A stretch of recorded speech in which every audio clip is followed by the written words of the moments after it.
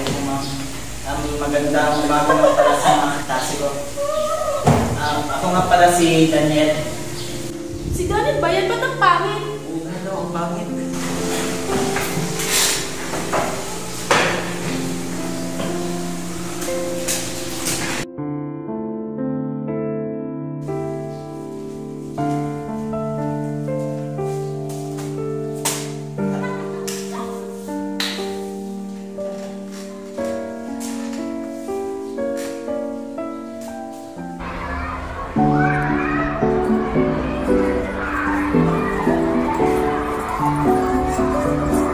Good morning, ma'am. Daniel, saan ka galing? Ba't ngayon ka lang?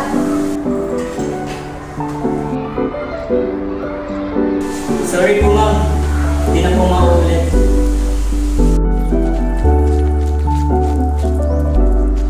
Good morning, ma'am. Good morning, ma'am. Bye, ma'am. Hi, ma'am!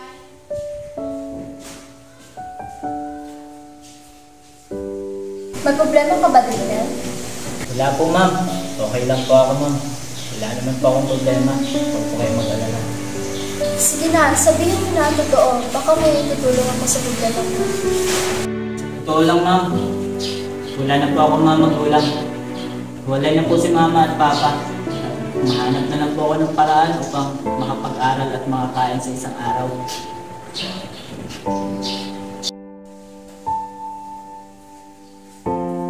Huwag kang mag-alala, Daniel. Ako ang magiging nanay mo sa school at gagabayan kita hanggat sa maabot mo ang iyong mga pangarap.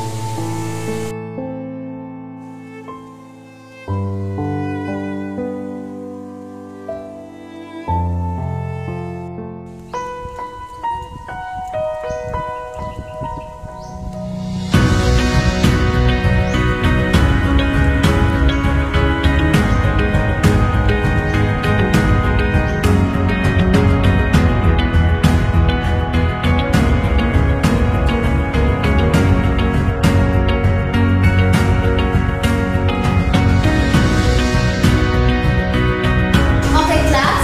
Ano ang pagkakaiba ng maikling kwento at nobela?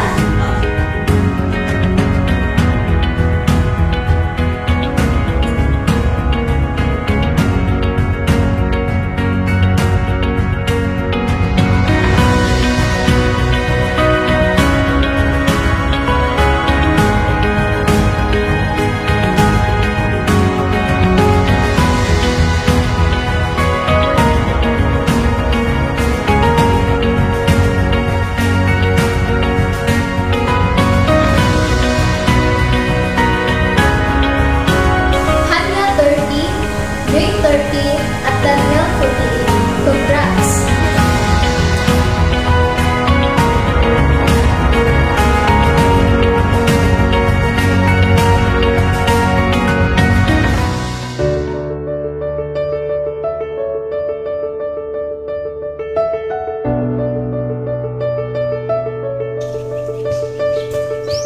Ma'am,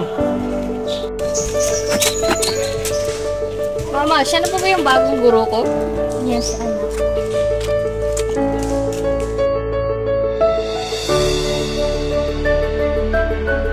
Anak, magpakabait ka sa guro mo, ha? Opo, Mama. tayo na.